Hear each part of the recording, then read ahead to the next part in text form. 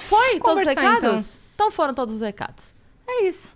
Você está bem? Primeiro de tudo, tá com sono? Veio dormindo no carro? Cara, tô cansada, mas bora, né? Essa semana tá sendo muito agitada, principalmente lá em Cuba. Então, eu não consigo dormir, eu não consigo me desligar. No tempo que eu tenho pra dormir, eu fico atualizando pra ver se eu consigo mais informação. Enfim. Acabou que você virou quase uma repórter, né, local, assim, de Cuba, porque Sim. a galera sabe que você tá aqui, tem um fácil acesso, né, a você pra conversar e tudo. Sim. E você conhece gente que está lá nesse momento, E né? eu fui então... uma das primeiras pessoas aqui no Brasil a denunciar, né? Eu fiz um vídeo, acredito que um dia antes, que eu fiz um vídeo denunciando sobre o colapso da saúde em Cuba. E foi esse colapso que levou o povo a se jogar pra rua. Eu quero que a gente fale um pouco disso também, porque é um assunto que a galera sempre elogia muito, né? A saúde cubana e tal. Então a gente vai falar disso daqui a pouco. Mas antes da gente chegar nessa parte, eu queria entender direito, até pra galera que tá assistindo a gente agora. Você morou lá criança, adolescente? Como é que foi? Você nasceu lá? Eu nasci em Cuba e morei até os 12 anos.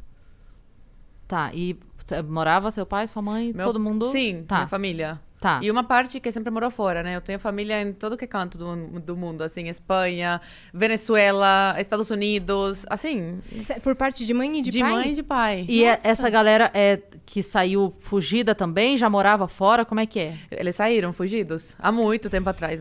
Lá nos anos 60, tem uma tia que saiu bem no comecinho, que foi uma das sortudas da família, né?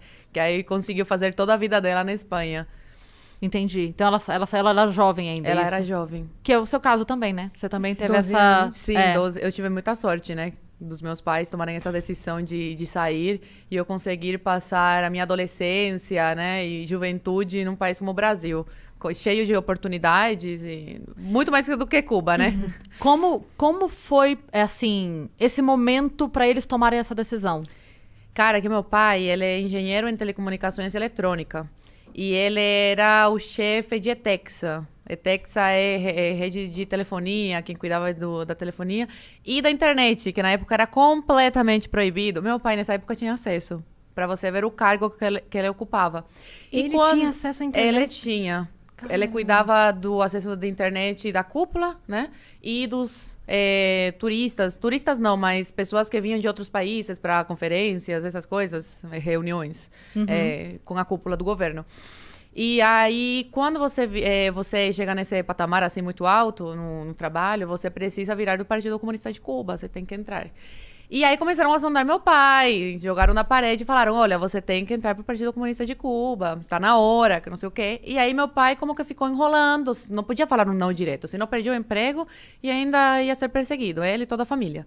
Então ele entrou em contato com a prima dele, brasileira, e ela fez uma carta oficial convidando ele para vir pro Brasil. Foi em 2005 isso. Imagina, é muito mais complicado do que é agora para sair de Cuba. E aí, deu tudo certo, a carta deu certo, meu pai deixou minha mãe grávida, da minha irmã do meio, me deixou com 5 anos, e veio pro Brasil. Aí, era para ele ficar 3 meses de visita, ele não contou para ninguém que ia ficar, obviamente, sua família sabia. Ficou 3 meses e aí ficou ilegal, até completar 1 ano, que ele falou, olha, eu tenho que fazer alguma coisa, tenho que pegar os documentos, né, a documentação, para conseguir começar a papelada para trazer a minha mulher.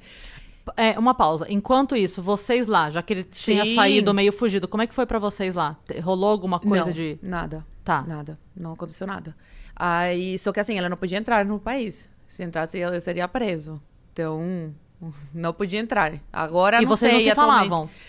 Poucas vezes. A gente tinha acesso, minha mãe tinha acesso a e-mail, através de um amigo dele, que trabalhava em ETEXA também, que emprestava o e-mail para minha mãe se comunicar com meu pai, ou com meus primos que trabalhavam num programa parecido com o Mais Médicos, e eles também tinham acesso na época a e-mail. Aí minha mãe pegava o e-mail deles e mandava, Tá. se comunicava com meu pai através disso.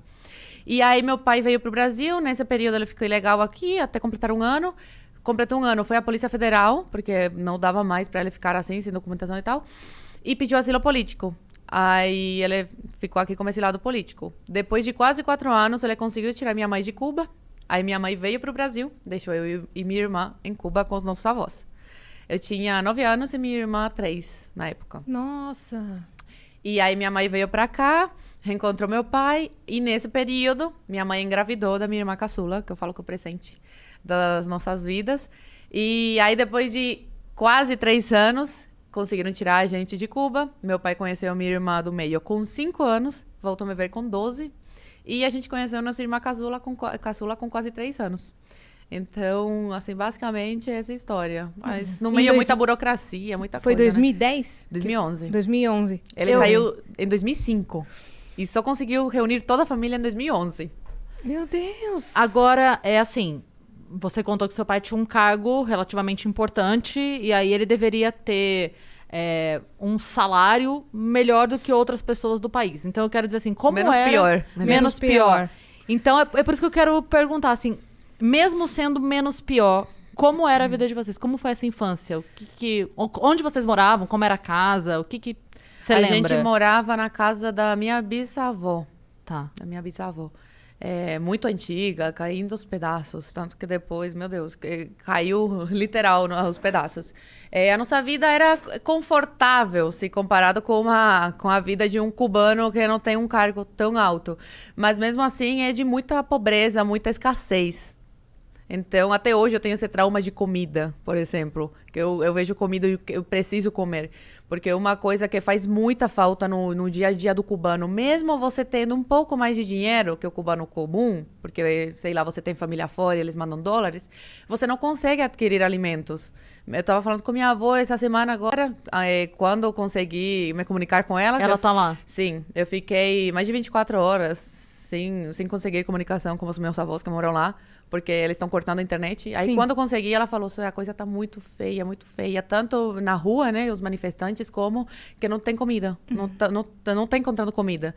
Aí, eu e meu pai, a gente mandou dinheiro, mas de nada adianta o dinheiro, porque não tem da onde tirar, não tem. Cuba colapsou. Ela não consegue sair de lá? Ela não quer? Ela tem cidadania espanhola. E meu avô também. Eles conseguem sair. Só que assim, meu avô, ele já teve uma época da vida que foi comunista. E ele mora na mesma casa desde que nasceu, há 70 anos. Então, ele é muito apegado às coisas dele. Ele fala que ele quer morrer lá. Então, minha avó não pode sair e deixar meu avô sozinho. Entendeu? Sim, porque os filhos não estão mais em Cuba. Minha mãe está no Brasil, o irmão da minha mãe está nos Estados Unidos.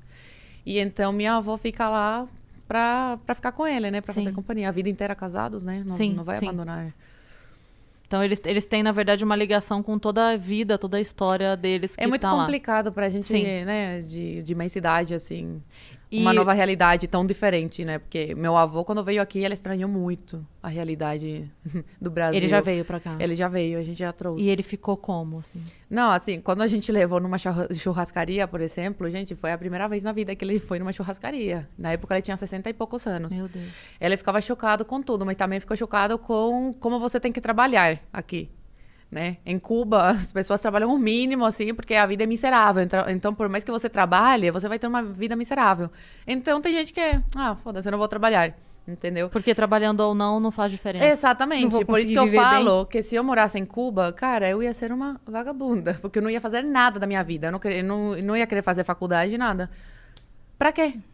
Pra vida miserável, que o cubano leva, mesmo tendo cargo e tudo. Você estaria indo pra rua agora? Estaria presa. Provavelmente. Muito antes disso, porque desde cedo já comecei, né, com a minha língua. Eu lembro... Desde os 16 anos, né, que eu tô na internet falando sobre isso. Né, então,